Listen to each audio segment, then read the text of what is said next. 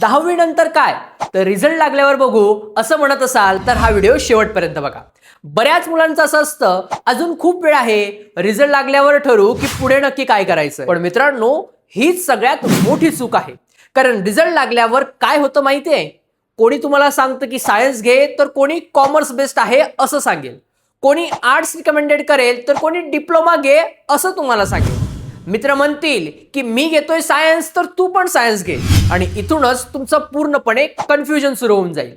मित्रांनो, रिझल्ट येण्याआधीच तयारी करा. तुम्हाला नक्की कुठल्या फील्डमध्ये इंटरेस्ट वाटतोय, वेगवेगळ्या करिअर ऑप्शन समजून घ्या, योग्य व्यक्तीकडून गायडन्स घ्या. आणि म्हणूनच तुमच्यासाठी आपण घेऊन येत आहोत करिअर गायडन्स सेशन. यामध्ये तुम्हाला 10वी नंतर सायन्स, कॉमर्स, आर्ट्स, डिप्लोमा पूर्ण करिअर ऑप्शन्स, कुठले कुठले सब्जेक्ट शिकायचे आहे याचं पूर्ण नॉलेज भेटणार आहे. त्यामुळे सायन्स वाला दादा या आपल्या YouTube चॅनलला नक्की बघा.